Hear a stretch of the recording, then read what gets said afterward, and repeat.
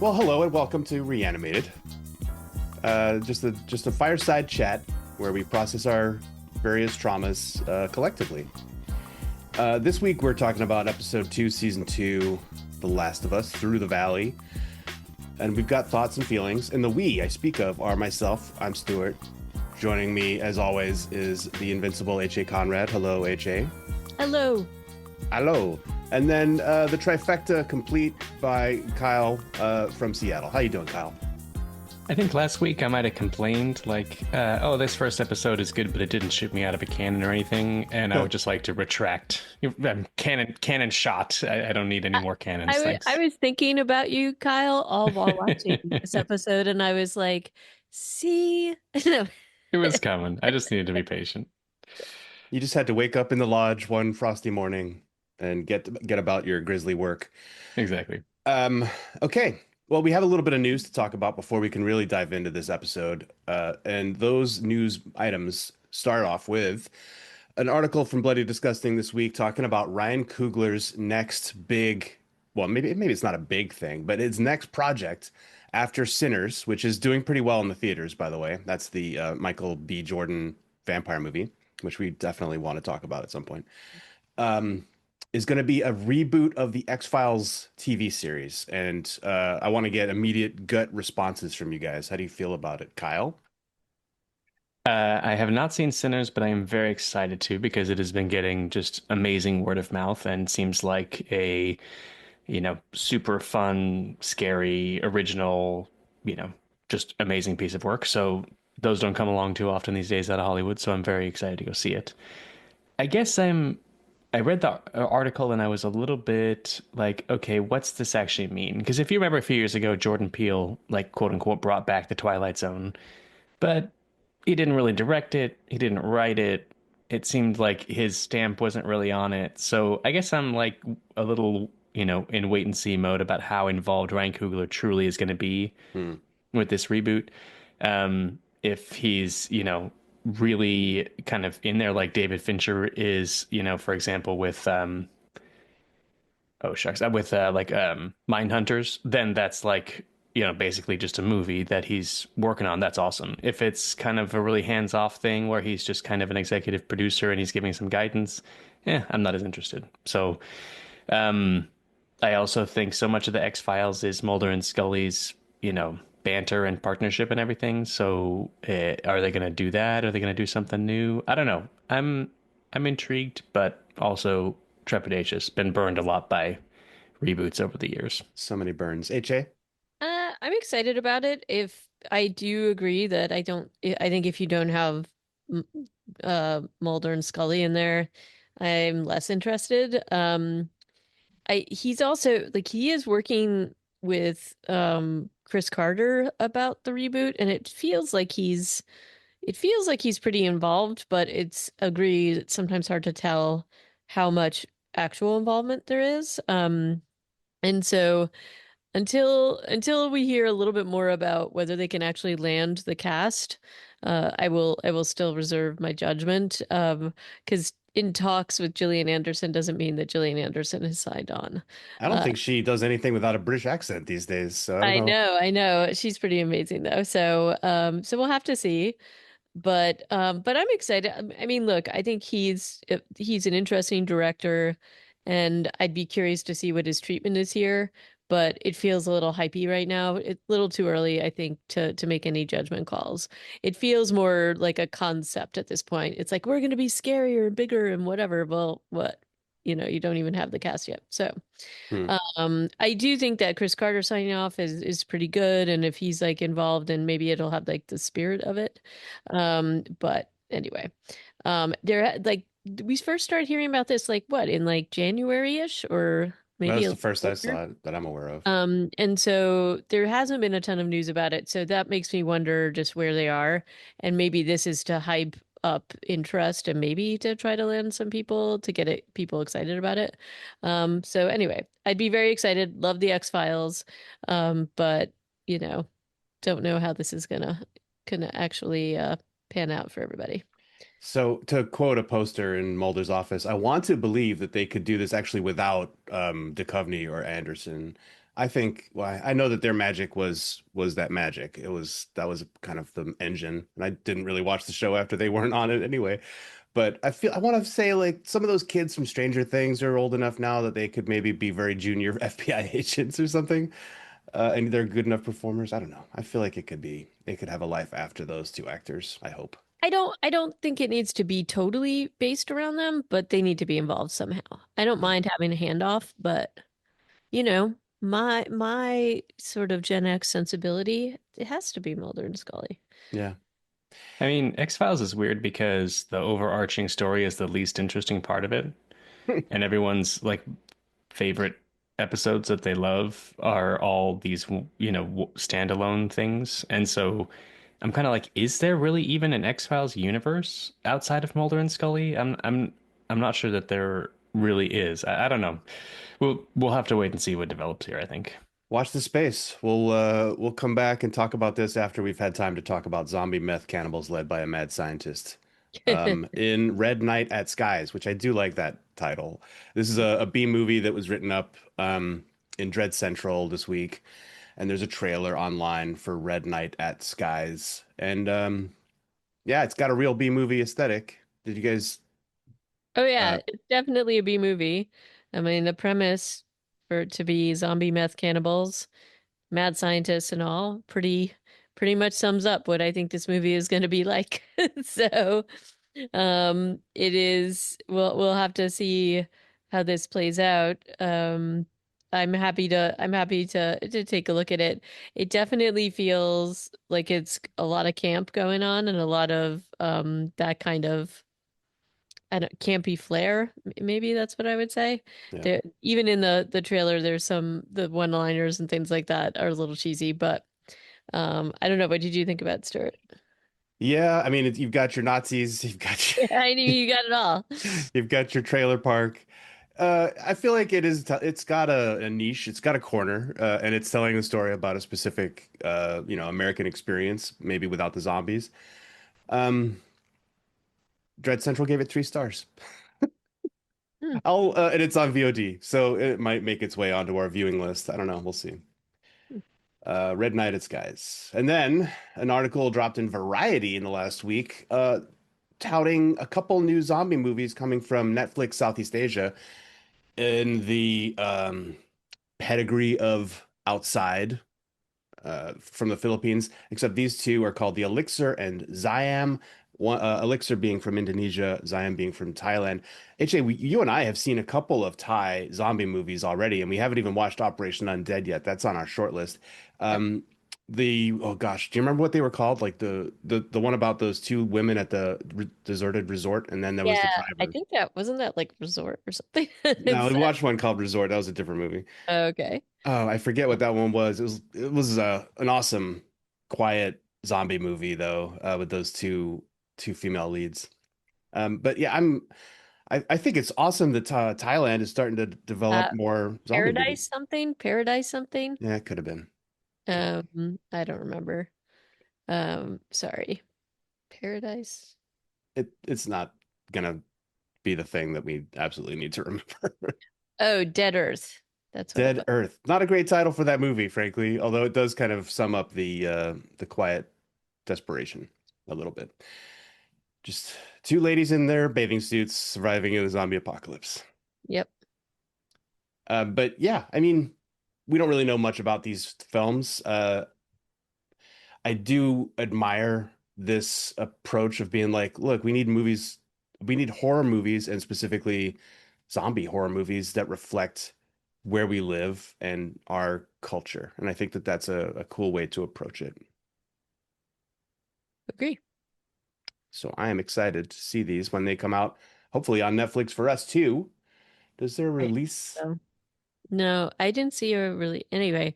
I I really like seeing these different kinds of horror films in different from different cultures and different countries, and I like that the film industry is really booming. And it's I think that there's always been some kind of an industry, but our access to it is not always there. So Hmm. I really like the model where we get to see all these different kinds of things. It's just a very different take on horror. And, I know you and I, like One Cut of the Dead for me was just like so much fun. Yeah. And then obviously All of Us Are Dead and Kingdom. And Again, Kingdom. Netflix has been kind of a linchpin for a lot of Yeah. this. Yeah. I think they are looking to see what is lucrative and this is easy. I don't know that they're necessarily bankrolling all of this, but Yeah. easy enough to bring it in once it's got some things going. But the access to it is something like we have never seen before, and it's almost like an embarrassment of riches. But I'm all on board for it. So excited to see these two. Kyle, do you have any thoughts? Just that, I keep reading these things about how the film industry is fleeing, uh, Hollywood, and that Americans are losing their grasp on the, global cultural, you know, zeitgeist and stuff like that. And I'm just interested to see if that means that we get more and more and more from parts of the world whose films we haven't really seen that much of, or that Americans typically aren't super aware of. So streaming services are unique in that they can bring this stuff to us. You used to have to like buy these things, from random little video stores and stuff like that. Yeah, So on like region locked DVDs and stuff like that. exactly. So I just like it. I like it when this stuff bubbles up. I like it when these things are good enough that they get a lot of attention on them. I don't have any particular feelings on these two. We'll just have to wait and see if they kind of break through like that. But it's a unexpected little benefit of kind of the streaming world that we live in these days. Yeah. Anyway, so we'll keep an eye out for the Elixir and Ziam, and we'll report back when we know more. Which brings us, my friends, to the Through the Valley, directed today by Mark Mylod, British guy, and written by Craig Mazin, and it aired on April 20th, 420. Yeah. Boo. So, All I can say is, I saw and tried to avoid a couple of things. Like, I'll admit to you, the things that happened in this episode, I thought might happen, but I didn't think it would happen until much later in the season. hmm, Um, Calling back to Kyle's comment, I feel like the slower start of the season really was like kind of like a bait and switch for this episode. Like this episode came in guns blazing. And so I can't wait. I'm really excited to talk about it with both of you. Though I made the ill-advised decision to watch this before going to bed, which was just not a good idea. hmm. I might have been shedding a tear or two. It's true. It's true. But anyway, Kyle, I know you shared a little bit, but what were your thoughts overall? I have a lot of thoughts that we'll get into as we go through. I think I knew. I mean, I knew somehow. I don't know how I knew, but I knew that Joel was going to die in this season. That he died in the video game, basically. Yeah. It just had bubbled up to me through just osmosis, and so that I wish I didn't, but I did kind of, have that knowledge going in. But there's some choices that they made here that I thought were really fascinating in some ways that I want to unpack. And yeah, like I said, just completely once things hit a certain point, about 20 minutes in, like the foot just doesn't get taken off the gas for the whole rest of the episode. Yep. How about you, Stuart? I wasn't sure how they were going to do the whole Joel Abby question. I mean, it's kind of the central motivation for a lot of the stories, so I don't know how they were going to avoid it. I'm glad that they did it the way they did, frankly.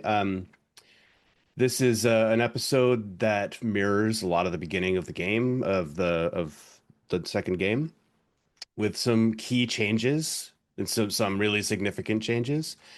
I really want to shout out the director, Mark Mylod. I'm trying to find what Game of Thrones episodes he directed, and I'm not able to track those down. Oh, the Queen's Justice, Stormborn. I don't remember what these were. Those sound like Daenerys episodes, which maybe those were some of the ones that made her popular. This guy hasn't directed any film, just TV, and I feel like that's crazy because this is a film level episode. It feels huge. There's some real intimate stuff going on, and there's a massive battle that happens in this episode. And I feel like he must have been like stretched to his limit, but also I feel like all the elements of it connected for me really well. Yeah, I was really hoping when because I did see that he directed Game of Thrones episode and I was going to be did did he actually direct The Mountain and the Viper? Would that be Ah, is he directing Pedro dying and two beloved characters dying like in this way? Because that would have been kind of incredible. or Bella Ramsey's death. But I don't think he did anything in the final season.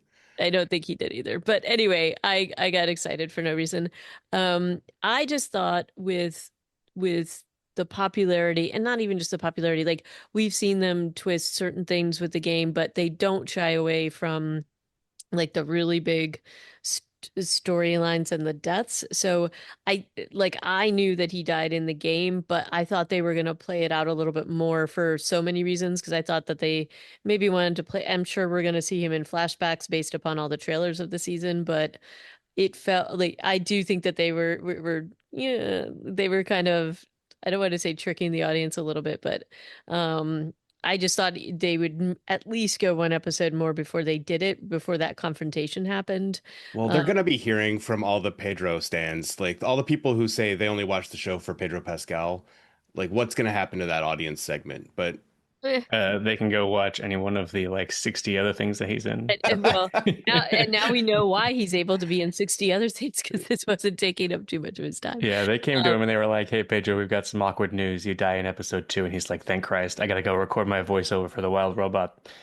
I know. He is endearing and delightful, and I actually he's been doing they did a bunch of like videos with that like what's her Deaver Caitlin and Dever.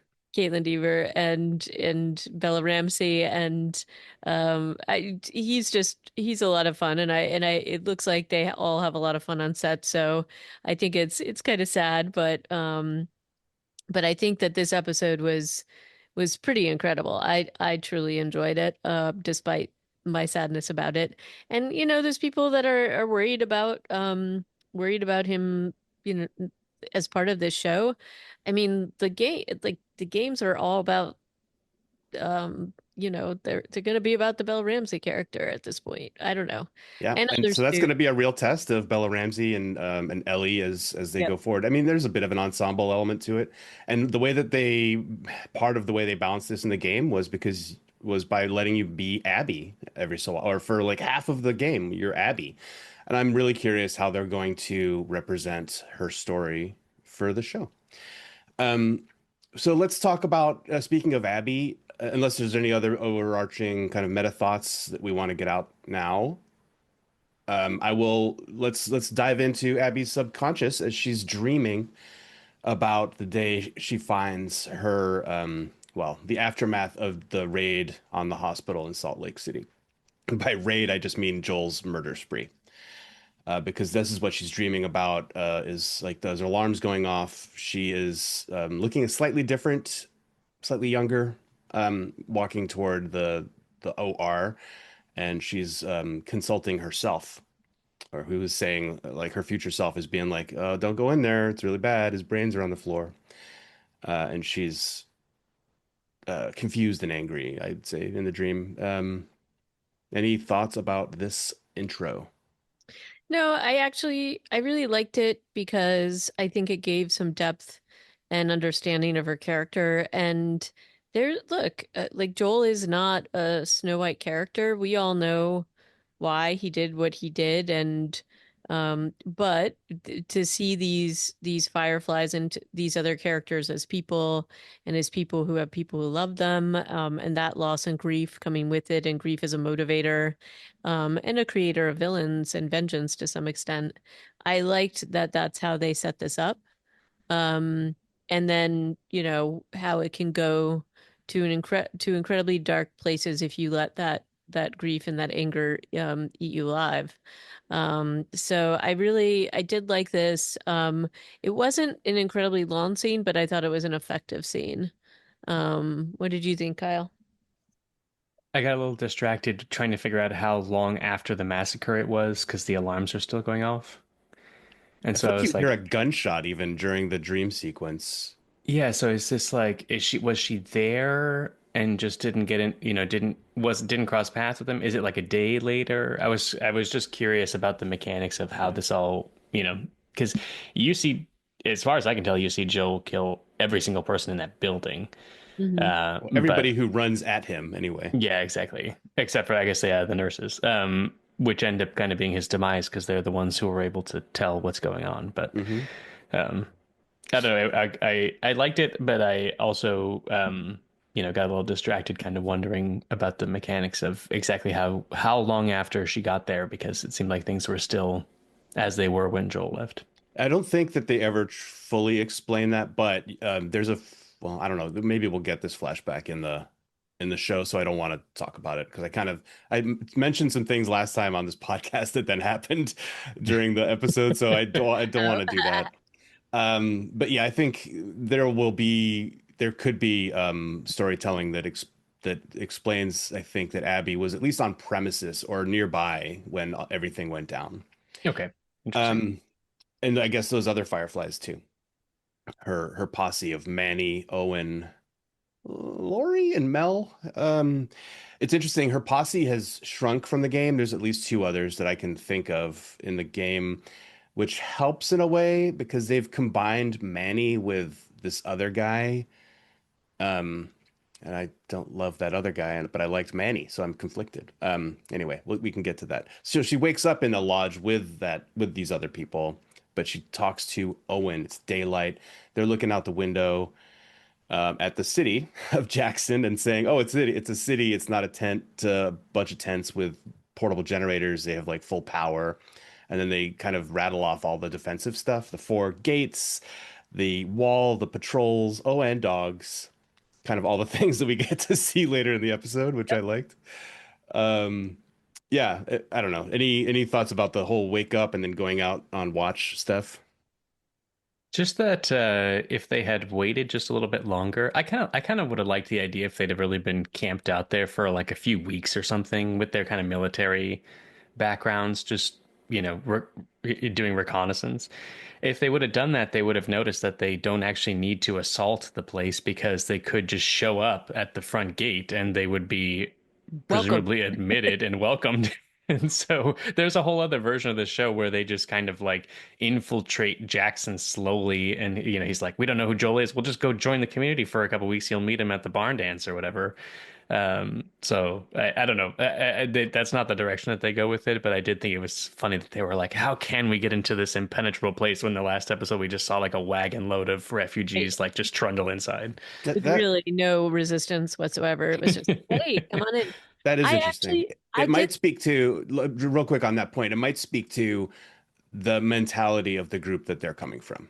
Yeah, that whoever they're coming from wouldn't be so welcoming, so they just assume it's a fortress and no one gets in. Possibly. Sorry, I AJ, go ahead. actually thought that's what they were going to do. I did think that we were going to see more of it, which is why I thought it was going to be more of a slow burn to what happened in this episode. I thought they were going to that's what I thought they were kind of leaning towards, and then that's not what happened at all. And I agree that it's probably the trust of this group and their lack of trust and where they're coming from, and also that what they are planning to do. Maybe that's a piece of it. But they're not.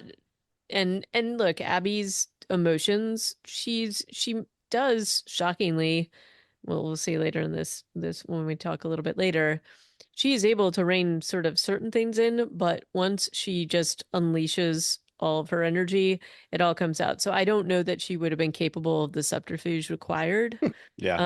to be able to do that, but I thought that would have been a very cool idea to kind of infiltrate them and kind of get into that community.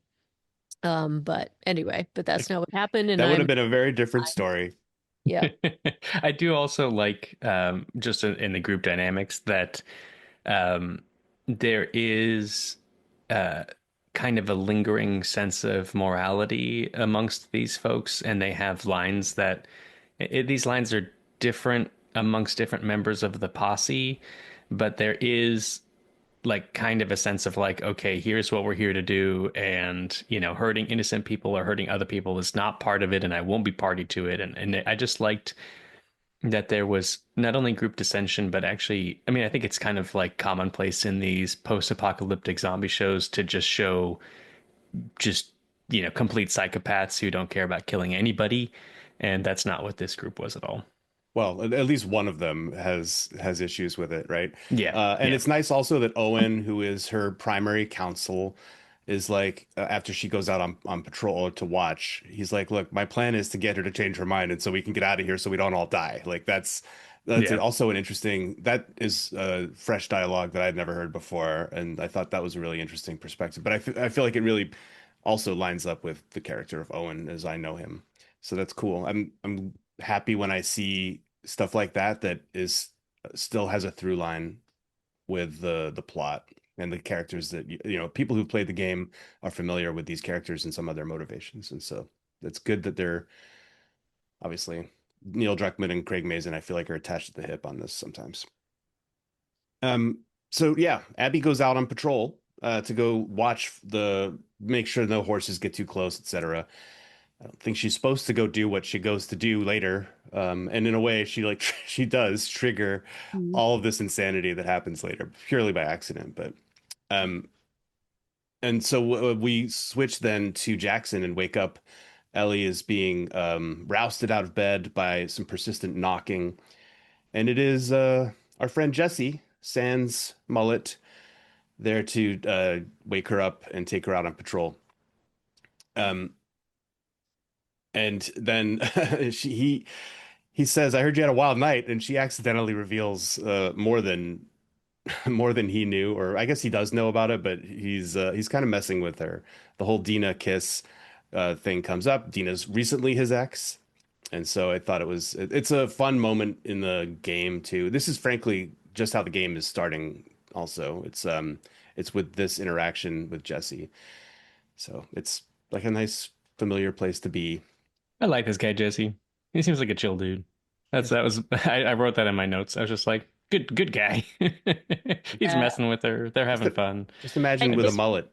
Yeah. well, I liked how he was messing with her, and then she's just like, like she's still a little traumatized from it all, and so that it just revealed a lot about how she was feeling about the night before, and that was a good moment between them, but just also generally a good moment to see like how that how their whole dynamic, not just with him but with other people, works. And you know it I thought this was just a really good he did a really good job at playing this off, um and just kind of like psych twice. And Yeah. so it was good.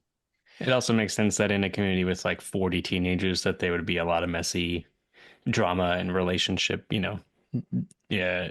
crossover and stuff like that. So there's a couple questions I have about this series of scenes because they then go out and start walking toward their patrol route. As she goes to the door, you can clearly see the guitar is in her room on a stand. And when we left that guitar, it was in Joel's hands on his porch. So he's like calm and dropped it off for her in the middle of the night, unless they've had a scene together, which they might have but I don't think they have, because she's also quite insistent that she wants to go on patrol with Joel today, which feels like a strange place to start considering the last thing she said to him. Or maybe Yeah, I that's agree. That yeah. kind of caught me too. Like, where'd this pivot come from? Yeah, it felt like because of the guitar, and I think they're implying maybe there was some kind of um I don't know, makeup moment or session, or maybe she wants to talk to him about things. I kind of thought that's where it might be going, is that she wanted to basically clear the air. Until then, she has that sort of outburst with Jesse, just talking about her relationship with Joel and how people need to just stay out of it. But I thought her insistence was also weird, given not weird, but just interesting, given how she was feeling even the night before. So. During this conversation, this little walk and talk, where yeah, a lot of like important stuff is being said here, where she's clearly like looking to spend more time with him, despite everything, or Yeah.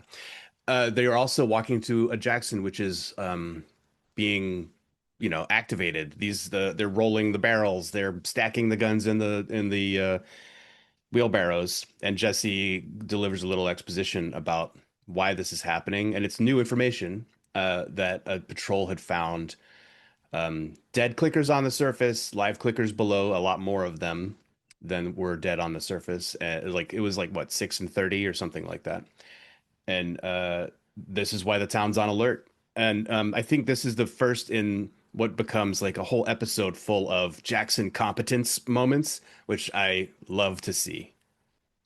Well, there's also a little bit of an aside just about her discovering the smart zombie and the fact that it's gotten people on edge. And so there's that reference too, that they actually did take her seriously. So in addition to what they found, there's an implication that there's things that they are worried about that maybe they weren't before. Yeah. So that's kind of an interesting aside. Yeah, this town council and Maria, I think specifically, she's a paranoid person, so this is gonna help them in the zombie apocalypse.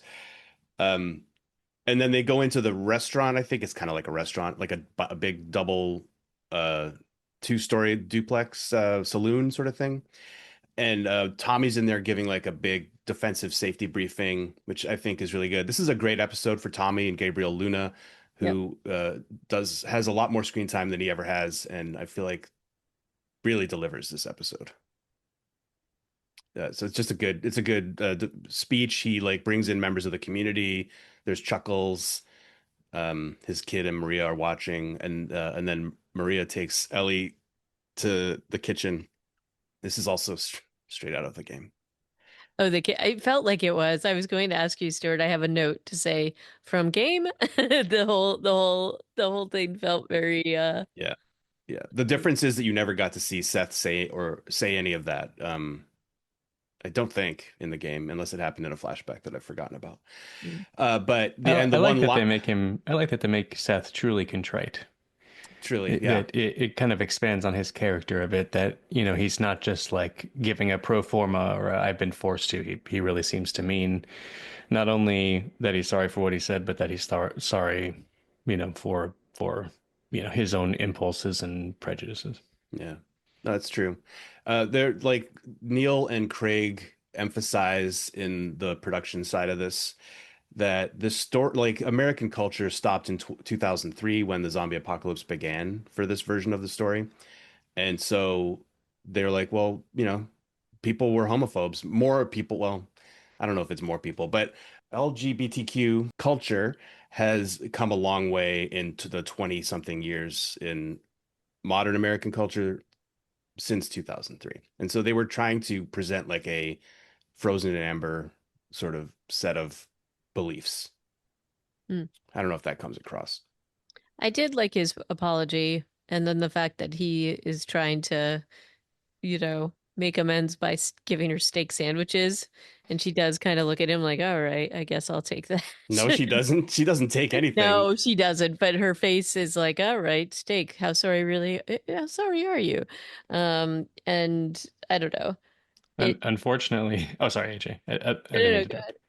I was going to say just unfortunately, it did not ring false to me given 2025 No. LGBTQ attitudes. I Yeah. don't think they needed to go the frozen and amber route to justify that interaction. Right. Yeah, but they were writing this several years ago before 2025. Well, I Yeah, mean, good point. it has had an effect though. I don't know if you saw the whole thing where and we've seen this with a couple of other franchises and shows and the Rotten Tomatoes thing where they're trying to just totally down the ratings. And they're saying it's because of them even showing these kinds of things in the show. More the kiss and everything like that. So which is it's really disappointing, but I'm sure the show will overcome given how sterling their ratings are in other places. Um, but no, I think yeah, I the Frozen and Amber route I guess makes sense sort of, but agree that I don't know that you necessarily need to do that here. And that's something that I think you could shift, and we did see them shift it in the first season with the episode 3 with the couple. So I don't know. We'll see how it goes for the rest of the show. And I don't know. I didn't see if Seth survived this whole thing. I don't know that we saw him We don't again. see him. We don't see Moira or Gale. Right. Uh, yeah, so they're known characters are kind of unaccounted for. RJ or is his name RJ? Is it? Is No, that his it's not. name? It's Maria and Tommy's kid. I forget what his name is. Was that a Walking Dead slip Yeah. in it? Uh, Um, the one thing I feel like is missing from this is in the game, Ellie refers to these as bigot sandwiches a few times, or at least oh. once, and is like trying to give them away to people. Um, But I feel like I'm hoping we might see. I mean, it felt like they were setting something up again for some other thing with Seth down the line. they It might, just doesn't feel like this is like a throwaway. So, yeah, and that would be new material also. Um, so then with that, Jesse and Ellie head off to do their patrol and head right out. And there's a bit of a prophetic statement from Ellie, who's looking up at the clouds over the mountains and says, "Do we have to be worried about that?" And Jesse's like, "Nah, it's gonna be fine. That's gonna stay up in the mountains." And she's like, "I'm already freezing my butt off." And they just left base. Meanwhile, Abby is like probably dying on the side of this mountain, uh, which I thought was it's good to see the quote unquote bad guys being uncomfortable and suffering too. And then she hears a horse and sees two riders in the valley below her. At this point, we don't know if that's Jesse and Ellie or any other patrol, including Dina and Joel, who we know were on patrol together. I will point out here that they do depart from the game in that it's Ellie and Dina on patrol together mm, with Tommy and Joel as another separate patrol. So I'm not sure Jesse's not even he does show up later, but he's not part of this like patrol pair duo. I'm curious why they did it this way. I have a feeling it's mostly I think so Tommy could be back at Jackson for this attack, but it doesn't really change too much other than, and it also, I think, strengthens the concept that Dina and Joel have a relationship that is separate from everything. So, yeah, just a slight difference there. Um, Back in Jackson, we're seeing people like hoisting things up to the walls and preparing and getting, there's a lot of snow now. Like, snow is falling. It's clearly not staying in the mountains. And Tommy starts getting radio calls and eventually makes the order to bring all the patrols back because the conditions are so bad. I feel like this is a nice head nod to complete lack of meteorological forecasting. Like they wouldn't have sent anybody out there if they'd known how bad it was going to get. right. But they don't have any way of really knowing. So, Yeah. So Jesse gets the call and is like, "Oh, I know where to go." And they hole up in this town. Um, in the game, it's a library. Here, it's a car wash, which is where they put the horses, and then a 7-Eleven, and the grow house is Eugene's, and this is basically where you hear mostly about Eugene um, in the game too. You get a lot more of this background too. You hear that he was like a Vietnam vet, etc. Here we do find out that he was a Firefly, which is cool. Um, It makes me wonder, we know Joel killed Eugene, presumably because he was infected. And we know now that Eugene's a Firefly. And so I wonder whether we're going to get some additional revelation here, if there's something more to that, or if they ran into some Fireflies together and they tried to take down Joel because they knew who he was. I don't know. It's I don't understand why they would include that Eugene is a Firefly if it doesn't have some sort of relevance to the uh to the story going forward. So that little tidbit was just really fascinating to me. so yeah, I immediately went to the thought that Eugene was a Firefly, had some kind of back channel still, and then discovered exactly what Ellie was, and that Joel also maybe he killed him because he was infected, but maybe he also killed him to protect her again. So that's kind of where my mind was going, but I guess they're definitely going to play this out. We're going to find out more later, but that's where I was thinking that it went. They do throw out that he quit the Fireflies in 2010. If we remember that the apocalypse begins in 2003, we pick up the story in season one in 2013, right? No, 2023, because it's been 20 years. So He had been out of the Fireflies a long time. he's been out of the Fireflies a long time. Like, you know, and it's like Abby was a baby, was a really little kid when he left the Fireflies. Um, yeah, and now it's actually 2028 if we are following the timeline of 5 years after Salt Lake. Yeah, so it's kind of weird bunch of chronology there. Um, but he's clearly we understand Gail's comments about how he could always produce weed because that's how Yep. she takes payment from Joel in episode one also, and she's kind of derisive of his shake weed that he gives her. He's like, Eugene could give me beautiful sticky buds all year round, which he was apparently growing in the 7-Eleven, which is just I don't know, it's a cool bit of world building. Yeah, and I also like how Ellie's like, I'm gonna load up on all the weed. Yeah, yeah, that's a very LA thing to do. Very Ellie thing. So And then we cut to Abby is like sliding down the hill.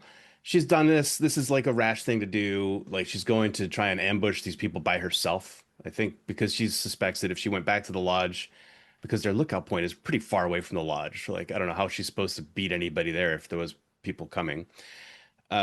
But she's gone on her own to try and intercede or yeah, maybe ambush this patrol that she's seen. And it involves sliding down a lot of mountain. And the second mountain or the big slide she does lands her with all of her guns gone, like her sidearm and her rifle have disappeared because it was a very uncontrolled slide. And she stands up in this scene here with surrounded by bodies. How do we like this scene? I mean, I liked her uncontrolled slide, and I also like how, I mean, nature is brutal and cold is brutal, and she's out there and one kind of misstep, and it is like I don't know if you've ever like you've been out like even to skiing or hiking out west. It's so vast, like the way that the mountains are, and it's so easy to become lost or become separated or really end up off trail or in a place that you are just totally isolated from everybody else, and it's like a really long hike back.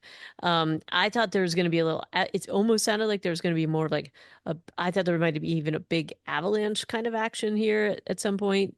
But I do like the effect of how it shows how brutal this fall is, that she is so far from the people that could help protect her, and everything just kind of gets taken away in this moment where she's really ends up in like I don't want to say like she's just like in the worst possible scenario when she ends up at the bottom of it. It's like bad enough that it's cold, that all of her stuff is gone, and that she has this massively long, pretty brutal hike, even when you don't think about the zombies. Hmm. And then, you know, the setting the table and then having this scene go the way it does.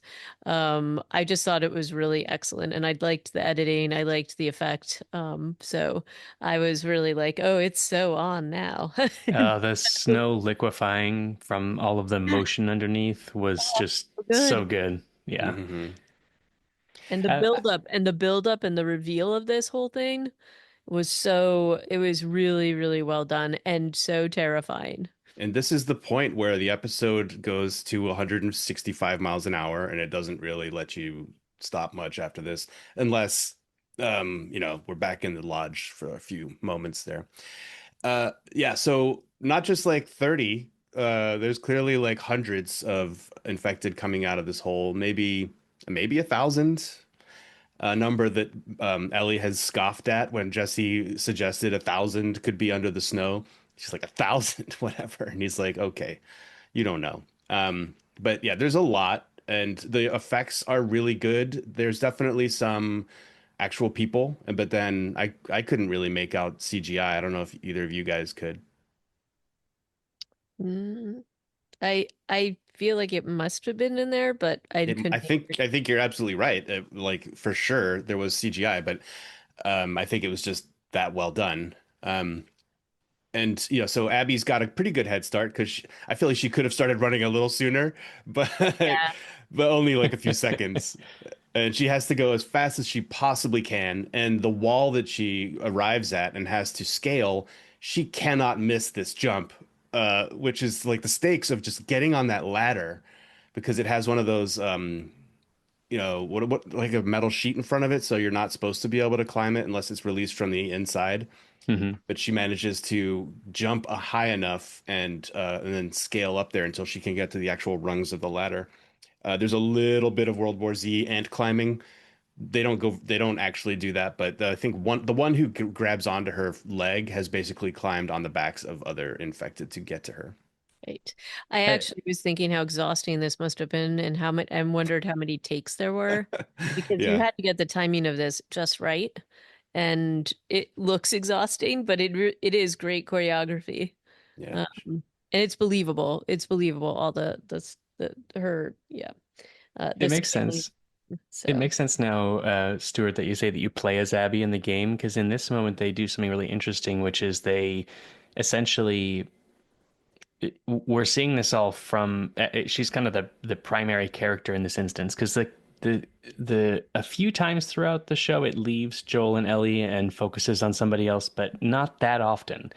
And so by taking this presumed antagonist and kind of centering them and then putting them into danger, you're kind of putting the audience on their side in a way, or making the audience worry and sympathize about them in as they would normally do for the protagonist. So it's a good way before everything else that goes down of kind of changing our relationship to Abby a little bit by showing that she's, imperiled and creative and just kind of like putting her on your side a little bit, both here and when she goes crawling through the chain link fence. Yep. And here we have yeah, the chain link fence is kind of a tentpole visual. It's definitely in the game. You can see this being a game mechanic, yep. and it plays out like so close to how it goes in the game. I will say the hand splitting around the I was chain really link. not cool with the hand splitting. Ooh, That good is next stuff. level. But you know, I think Caitlin Dever might have had some nightmares after filming this too. And it culminates exactly. I have to stop saying this, but you know, you said it welcomes comparison before last season, Kyle. This is one of those episodes where when they're doing you know, the very similar storytelling, it's so evocative. You're like, wow, I remember like hitting A when I was trying to get through that fence tunnel. And then she gets out of it. There's a zombie right behind her who's on top of her. She has no guns. She's basically going to die when who saves her but Joel. And Yeah. that's how it go. He gets her. He's kind of yelling at her, but in a protective way. More of a get up and move kind of a way. Yeah, but But when she collapses inside the mine building itself, and you hear Dina yelling Joel's name, there's some great reaction here from Caitlin Dever as Abby. Her hand immediately goes to her empty holster. You're talking about how she has like good impulse control, HA. I'm not in like, that moment, but you could, she covers it well. She covers it well. yeah, yeah. Because it could be, like that's not going to set him off because they're in a threat situation. Um, but I mean, based on what we were seeing from her before, I thought she was going to launch herself at him. So I had no idea. Like, obviously, I looked later about what happened in the game, and so I was like, "Oh, is it really going to be on right here in this moment?" But no, and she reins it in and keeps going, and yeah. She thinks on her feet here and brings up the lodge as a potential place that they could go because Dina brings up that they will not be able to get back to Jackson. They're gonna freeze to death. They'll freeze before they reach the outer marker, as they might say on Hoth. Your I Tauntaun will freeze too. I have kind of a big idea, and I think this is the right place to talk through it. What's that? Okay. So there's this famous Alfred Hitchcock interview where he talks about he sets up a scenario where there's two people who walk into a restaurant and they sit down at a table, and unbeknownst to them, there's a bomb underneath the table, and after a timer goes off, the bomb explodes. And he says if the audience and the characters both don't know that the bomb is under the table, then the moment that the bomb explodes is very shocking because it just looked like a normal day. But if you show the audience the, bomber coming into the restaurant, setting the timer, surreptitiously placing it beneath the table, and then the bomber walks away and our couple walks up to the table, now you're just in this state of agitated suspense. You can't even focus on what the people are saying because the whole time they're talking about whatever they're talking about, the audience is sitting there going, "There's a bomb under the table. There's a bomb under the table." And so that creates this sense of suspense. And he kind of likened it to like shock is momentary and not that impactful, but the suspense, that's what he really loved to create in the audience. And he's kind of dismissive of shock, but I think that those shock value moments actually do also have their value. I mean, we've already talked about Game of Thrones in this episode, but the Red Wedding is probably the most effective use of a shock killing in certainly TV history, where there's really no, unless you really look at the clues, and I presume our audience and HA and everybody has seen Game of Thrones, and it's okay if I spoil this 15-year-old TV episode. I think it's okay. It's But all right. like, there's really no clues that Robb Stark and everyone he knows are about to die, unless you really have been paying attention to the politics of the show and some of the insinuations of the characters.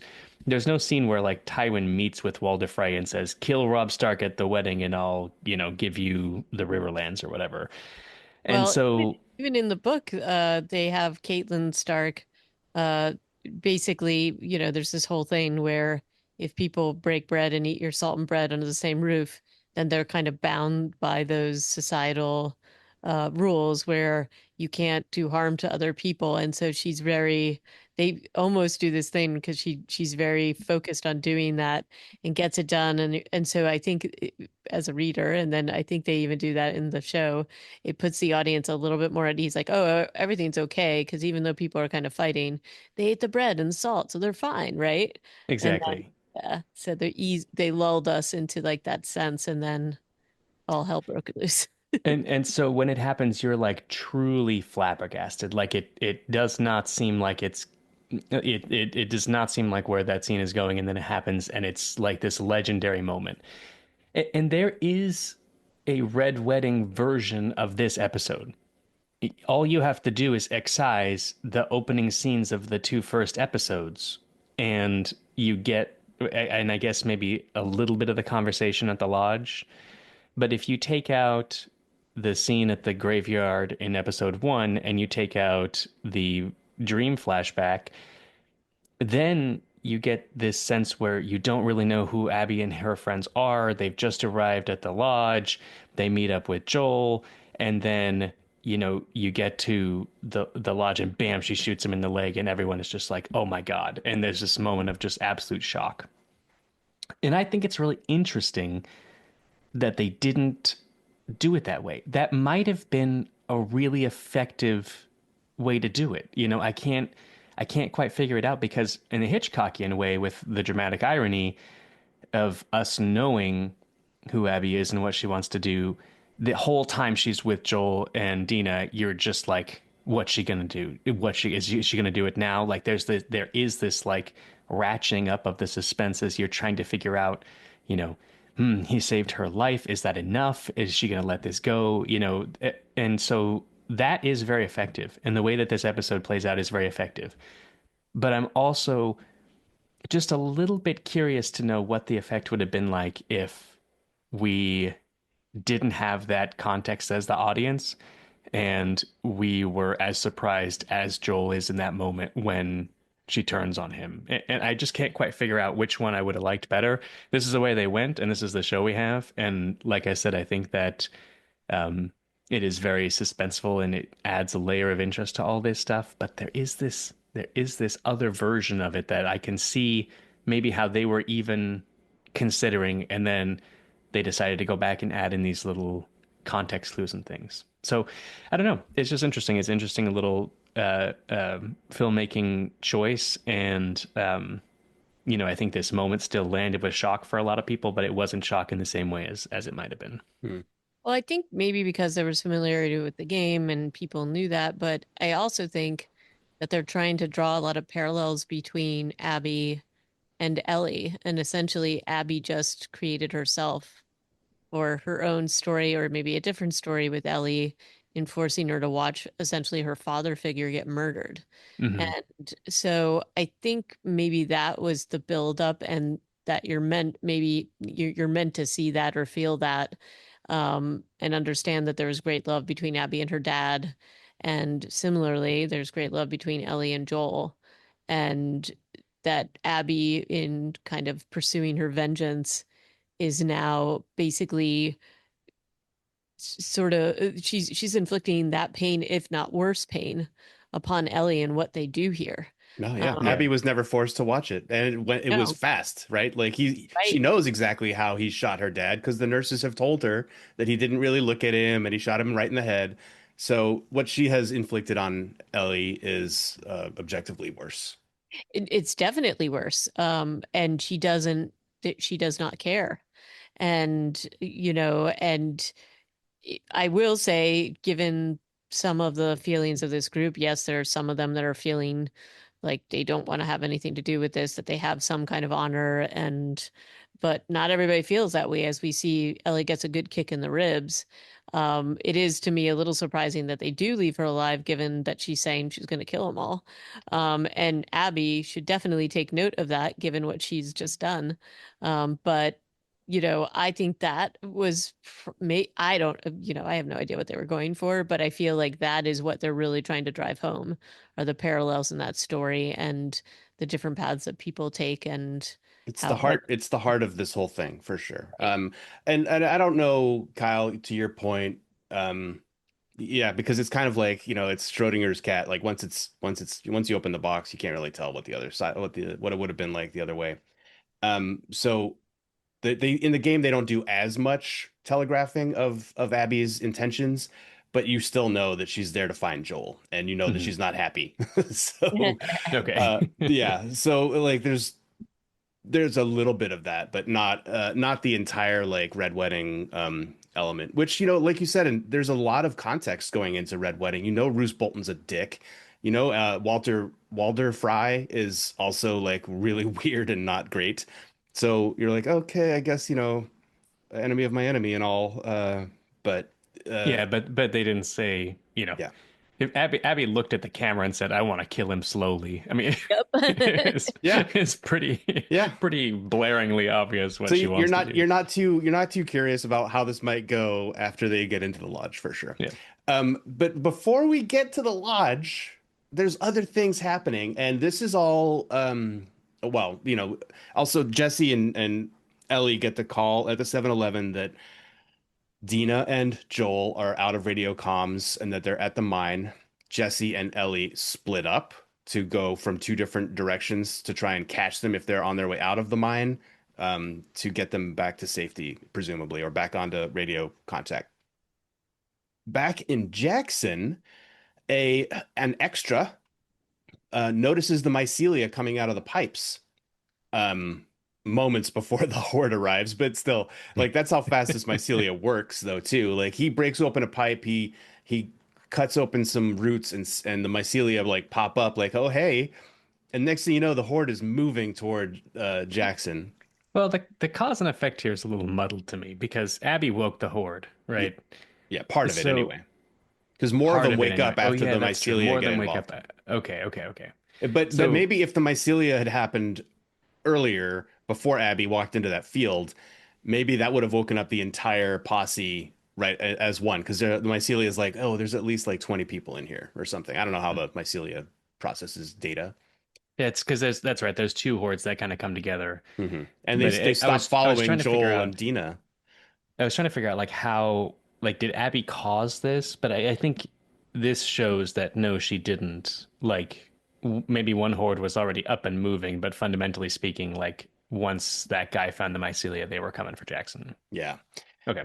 But so more like, yeah, like I said before, Jackson being competent as a society, as a group of people, is just on display here. Sure, there are members of this community who don't, who they lose a lot of people in these sequences. The poor flamethrower brigade has some problems with attrition before they even start because they start running away. But the way that they've done their defense, I'm glad that Mark Mylod didn't direct the big night battle at in Game of Thrones because that was such a terrible demonstration of tactics and strategy. And this one, I feel like, shows like real nice forethought. Though everything about their system seems to work up to a point. Because I don't think anybody expected like thousands and thousands of infected to come at once with a bloater. Uh, but like I they're could have used some battlements before the walls. That was my only thing. I yeah, was like, like two layers of walls might be their next thing yeah. they do. Even some razor wire, just anything. There's this huge plane in Hmm. front of the walls, and I'm like, that really seems like, mines, razor wire, other sort of like earthworks or anything to kind of like, stop or funnel people to where you want them to be. Or I just thought there was a lot of wasted space there that they could have used. True. Well, I'm They also thinking that if fire is one of your main points of defense, the wooden walls and everything, and maybe Yes, I thought that as maybe well. some earthworks would be in order to help yeah. protect against that. Because if that's your main, and it seems like it is their biggest way of defending, they're all running up on the wooden walls. So Just anyway, piling themselves there. yep. there's so many great elements about this attack scene though. So the guards on watch are being watchful. They notice that the horde is coming. They start ringing the bell and people are running and getting ready. I mean, they've already been getting ready. Like Jackson's already on alert. This is great. They're doing everything so well. These barrels of like, I don't know, biofuel, I guess, because they don't drive cars. I don't know, unless they just have been hoarding 25-year-old gas, which doesn't seem like it would be that good, but it could be biofuel that they're putting in these barrels, and then that's their sort of way to trim down the herd as they arrive. But they interestingly don't ignite them until there's already like a lot of them on the walls, which I thought was an interesting approach. You might have sent those barrels out before and then detonated them as the first vanguard of the zombies arrived. Because as they run through the fire, they're on fire, and as we see later, the fire keeps working after you light the thing on fire, right? Like so, it's killing things after they're lit on fire because apparently fire is a really good tool against the infected.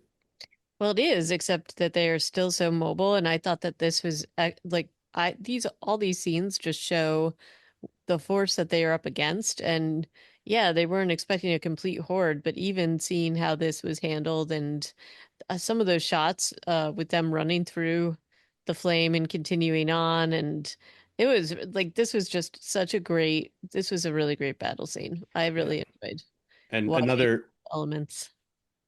Yeah, another really great shot of Gabriel Luna as Tommy, like registering the enormity of what was happening when he gets up on the wall and looks out, and he just kind of, Yeah, he I has know. like a very quiet "oh shit" moment, but then like he's really exhibiting like great leadership here, and does his battle cry, rallies the troops, and then is like making the calls that he needs to make from on top of the wall. And when things go sideways, he pivots and he has a backup plan that's already kind of like ready. Also, all of their like kids and women and or non-combatants in the basements, fighters on the rooftops. They'd already established that in their defensive briefing earlier in the episode, and that was what Maria was yelling as the bell was being rung. So Jackson is so prepared. It still doesn't go well, but because the bloater, just kind of easily bashes through the tree trunk wall. I think it's interesting. It must be very expensive, like taxing for the cordyceps to make bloaters because they're extremely powerful. So you would think that there would be more than one bloater per horde, but so far we've never seen more than one bloater in one place. Yeah. Well, maybe So they don't get along with the other fungi. I thought it was all one. I thought it was all one consciousness, Yeah, I think it or I is. guess, but maybe they're like, I don't know. Maybe they're their own thing. I don't know. But the bloater's pretty good. The effects of him are good. He does seem like an unstoppable force. And like what in the game, Stuart, is it just, I'm assuming it's incredibly hard to kill them as well. Well, it gets easier as the game goes on and your power increases. But yeah, lighting things on fire is always pretty good. Um, with bloaters, it takes more, and then there's other stuff that's hard to kill too that shows up, and I don't know if we'll get to see those in this course of this season. This, of course, though, is all not in the game. I don't know if I've made that clear. This attack on Jackson does not happen. That's why Tommy is, I feel like that's why Tommy is separated from the scenes at the lodge, where he does get shot um, in the game. So here we just have him like taking care of the community and having more scenes with Rutina Wesley, who's awesome. She's Um, great. And his flamethrower scene with the bloater is very scary and yeah, fun. and Yeah. like, okay, one nit that I will say about this is when Maria is shooting the bloater from the rooftop before the roofs just go really bad.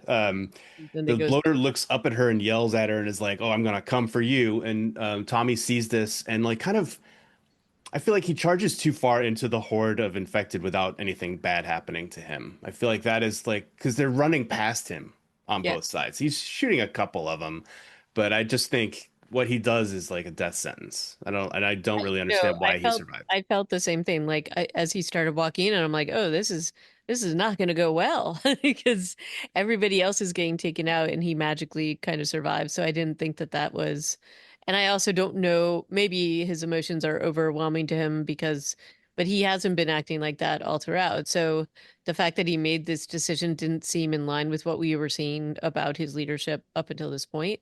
Yeah, but Um, they threatened his wife, and you yeah. can make a different set of choices for sure. I I understand the motivation. I just don't. I wish I understood mechanically how he didn't die there. Like well. if we'd seen, a snapshot of people shooting the zombies before they could get to him, that might have helped me there. That's all. Yeah.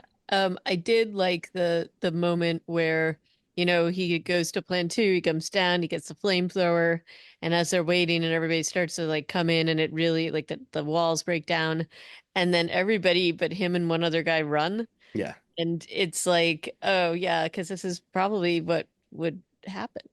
People just get yeah, scared, and this is just an overwhelming show of force by the enemy and by the fungi. And I just like how they present Tommy, and he's not even, he kind of looks behind him and he's like, okay, oh well, this is what I'm gonna have to do.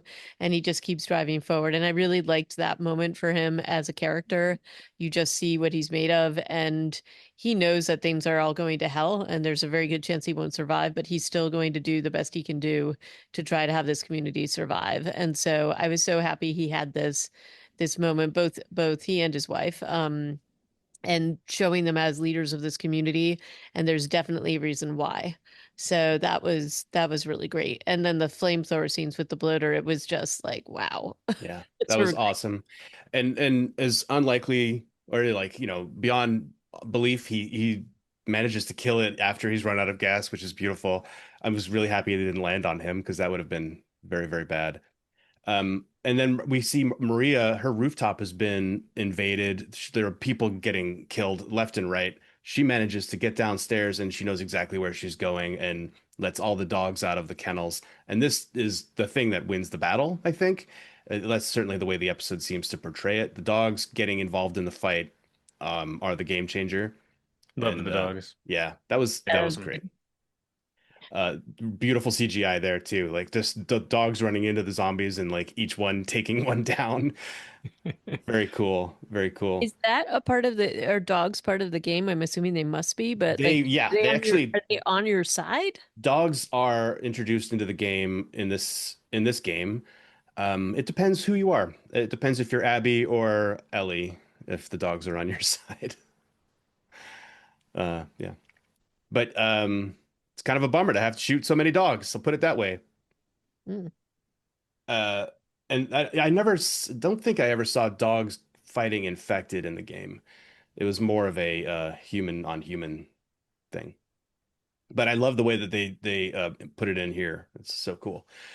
Um so I think we kind of leave Jackson and go back to the lodge, maybe it's cut here and there, but in the lodge, Abby has revealed that Joel is named Joel, Mm, and they take Dina hostage. Manny's got a gun to her head. Dina's suffering from frostbite, like she's not in any condition. And Mel is ordered to sedate her, and she does. And Mel is empathetic. Mel's like, "I promise you, you're just gonna go to sleep for an hour." She's like, everything's gonna be fine when you wake up. Joel will be fine probably too. She doesn't say that because that's absolutely not true. But and then Abby starts her like 8-minute monologue, which I'm honestly amazed that Joel put up with it for as long as he did.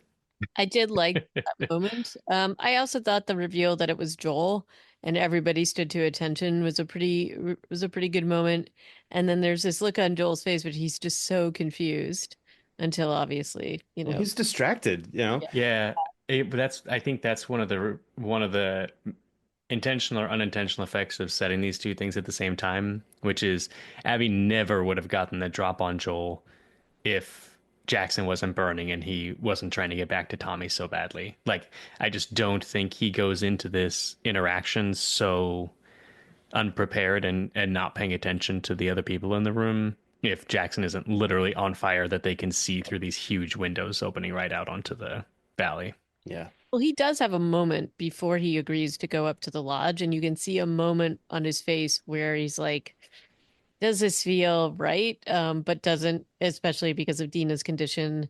He makes a call and his immediate instinct is actually not to go to the lodge.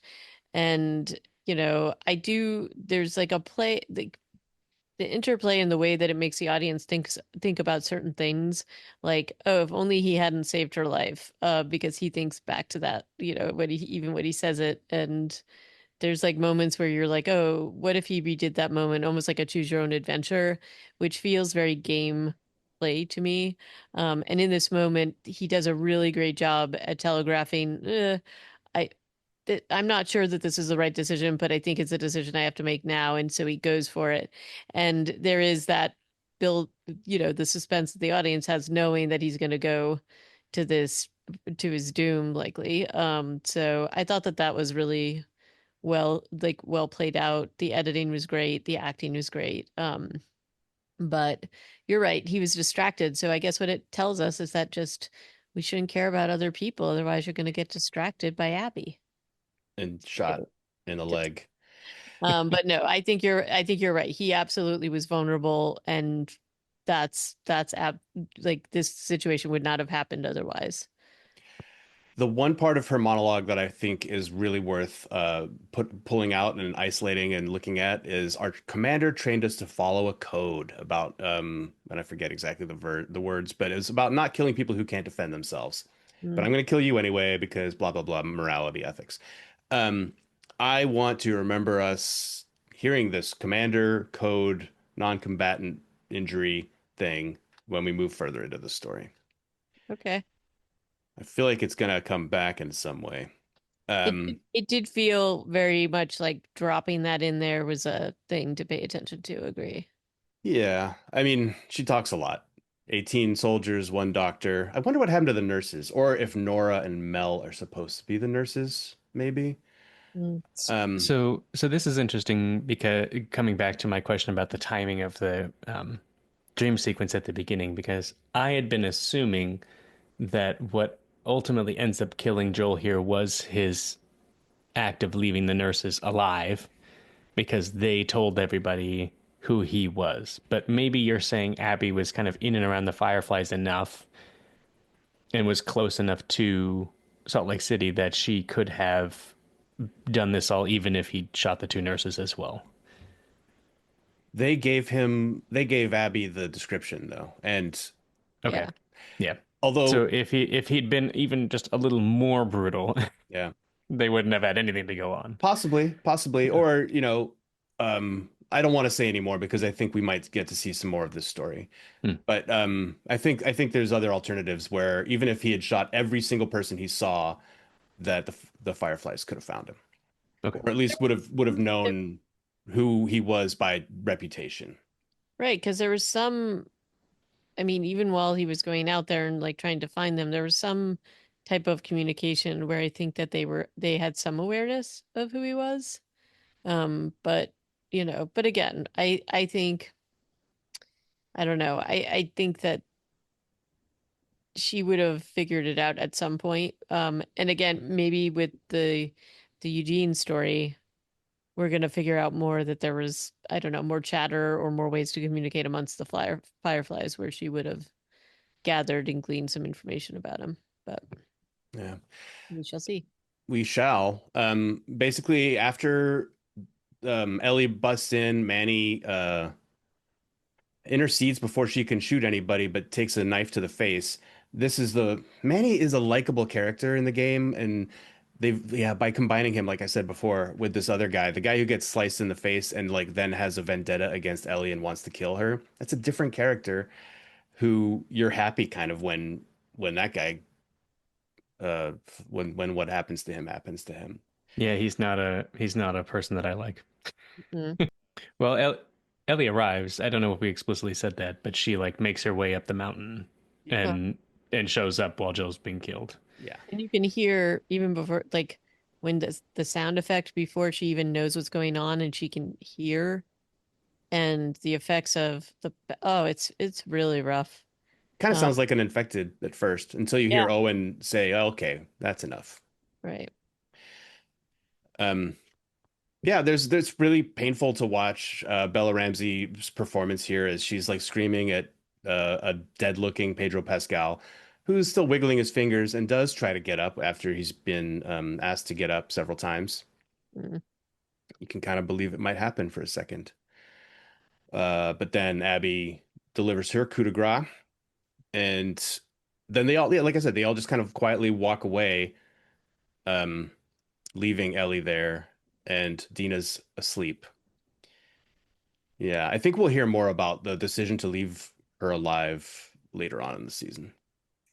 This was interesting to me because you would think that if Abby and the rest of that crew have the full scoop of what was happening in that operating room, then they would know that there was a young girl who was at least suspected to be immune. And that so the betrayal of the father being killed is like supplemented by this betrayal of my father was being killed trying to develop a cure for this thing that's destroyed the world. They've already said And in season episode 1 that they don't believe that. Yeah. oh, They okay. don't believe that the cure was a thing. Nope. I now that you say that I remember it. But I was kind of like, would they, because they have two young women there who both could fit that description, and I was a little bit surprised that they didn't seem interested in either of them as being that person. Yeah. Even beyond the immunity question, just as being like the person who's important to Joel. But when Dean is there, I feel like the natural assumption is like, oh, you're the one that Right. he saved. There's a weird like myopia about what their mission is and what they're doing, and I think they might even see it as noble, like, that they're just focused on this one act and then they're gonna not do anything else. Yeah, yeah, Um, Close to them, if not, the one that's like aside from Abby's just outpouring of vengeance and grief and and they do have a code, and it even saying that there's an idea that they're still going to adhere to that. And so even leaving quietly once the job is done, it seems like there's an understanding amongst them that that's like that was the job. We don't go outside of those boundaries, although obviously the kick in the ribs and the whole thing with Ellie is outside of that norm, but they just kind of they're like, okay, we're done. The vengeance is over. Now what do we do? Everything's fine. Yeah. What they're gonna do is walk out of the lodge and walk away looking grim. And the music being played is a Through the Valley, is a song I think named Through the Valley, being performed by Laura, no, not Laura Bailey, Ashley Johnson. Ashley Johnson, who plays Ellie's mom in season 1 and who is the voice of Ellie in the video game. So Ashley Johnson still hanging out in this universe singing that cover of Through the Valley, which was pretty cool. Also, just shout out to the Wikipedia for this episode. It is one of the better Wikipedia Oh, articles I've ever read. It's super long, but I didn't know that until I read this Wikipedia article. I That read that in one of the interviews, but I didn't read. I did. I guess I need to read the Wikipedia I article. think they've just, collated a lot of the interviews and stuff here because they're talking about like how Caitlin Deaver and Bella Ramsey dealt with the shooting that scene in the lodge, and there's a lot of good stuff in this very long Wikipedia article. But yeah, it's just cool to hear Ashley Johnson's voice, even if I don't really recognize it as a singing voice to as Ellie's spoken voice from the video game, but she has a very recognizable voice. I did see, just as we were prepping for this show, there's this whole interview, and there's like quite a few with Pedro Pascal and Caitlin Deaver, and I almost feel like he or somebody was worried that the audience was going to be so angry at Caitlin Deaver or like acting as Abby, killing the character, because he makes this he keeps making the point like, oh, this is such a fabulous actor to work with. It's almost like he's scared that people are going to take vengeance upon her. So also thought that was pretty endearing, and the interviews with the three of them are really fun to watch. So you should check it out if you haven't. They're Those are always good. all over IG and everything else. As this song plays, we're also transported back to Jackson, and I loved this scene too. There's a guy on the wall, and he's talking to someone we can't see whose back is to the screen, and or like isometrically, and he's showing a bite on one hand, and he hands him his gun with the other hand, and then the camera pans off of them, but you kind of see the gunshot, and then you're looking down at the street where dogs are still chewing on zombies, and people are doing more, shooting people who are in the street, who like the battle's over, but they're like mopping up. And then we get the embrace between Maria and Tommy, which is after everything they've been through and like what Tommy has done in defense of her. Yeah, it's a huge scene. It's obviously Jackson is destroyed or not destroyed. They have a hole in their wall. A lot of their storefronts windows were broken, which is going to be tough since it's like January 1st. And they've lost a lot of people. On the plus side, they're not going to have to keep building housing because I think they just lost like a bunch. Everybody. Yeah. But there's still like, there are fighters standing in the street. So it's not like they've lost absolutely everybody in this combat. But they had hundreds of defenders on those walls and on the rooftops. So it'll be interesting to see if we hear just how bad, the Butcher's Bill was. I wonder if they'll stay there or whether they feel like that place is now compromised. I mean, I presumably, you know, Cordyceps knows about it now because I don't think it's like a local network. I think they're all Connected, maybe right? connected. I can't. I feel like this is kind of an open question about how smart Cordyceps is and how much it communicates, but it seems like you know, there might be another invasion like this, come summertime when the infected can move around more freely or something, but maybe not.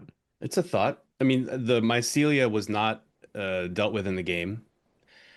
So this like telecommunication thing that they have is kind of new, and it'll be interesting to see how much they develop that and what they're going to tell the audience. Yeah, because I mean, they talk about it in the first season, just how it works, and they give you a little bit of it.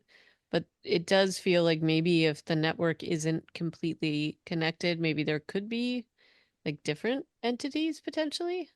Um, but it does feel like once it knows or once there's an awareness, it doesn't really stop. So, and part of why were way out there and eradicated all of the things that could potentially tell on them.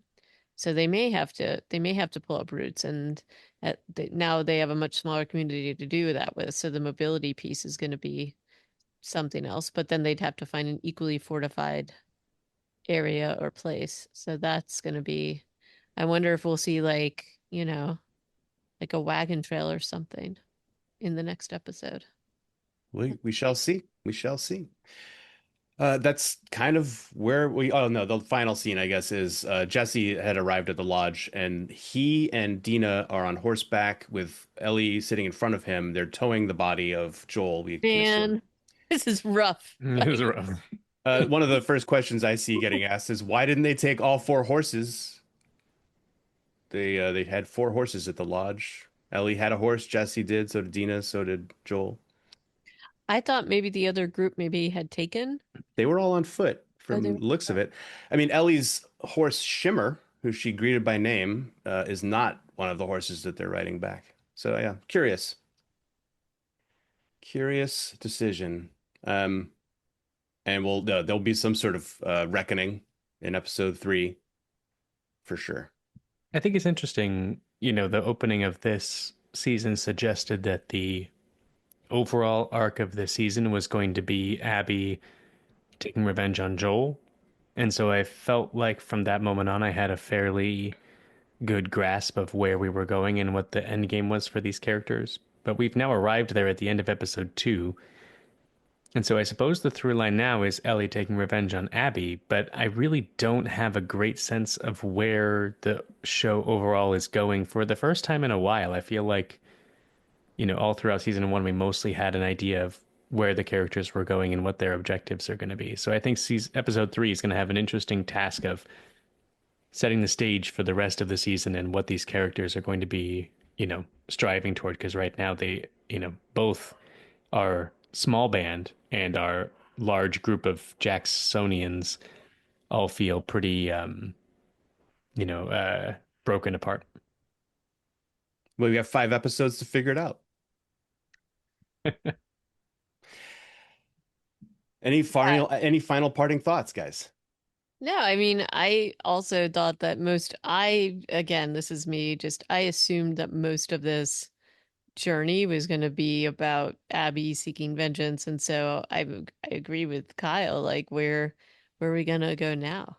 So we'll have to see what they have in store and what will unfold. But I thought that this was definitely an amazing episode. I really enjoyed watching it, as painful as it was for me to watch. And very curious to see where the journey is going to lead with the rest of this. And I'm personally hoping for a little bit more of Catherine O'Hara, but we'll have to see. Well, she's gonna have a lot of therapy to dole out in the next episode. A lot of grief counseling. Okay, well, let's do we need a minute? Are we doing okay, guys? Everybody okay? I don't know if I'm okay, but I'll take it. I've had a few days to process. AJ just watched this last night. Oh dear. Well, we'll be back to do some more of this next week, and I hope that everybody everybody except for the Pedro people who have all left, come back to listen along and watch it with us for episode 3. Episode 3 is going to be entitled, we don't know, it's TBA. But we'll certainly talk about that. The director next week is Peter Hoare, who has done work on Daredevil. What else? Doctor Who. Could be good, could be bad. Yeah. Season 1 of Last of Us, I think he was a director. So come on back and let's just revel in the good times that are sure to come. You can email us at reanimatedpodcast@gmail.com. Our episodes are online at reanimated.podbean.com. And thank you for listening. Ciao. Cheers. See you.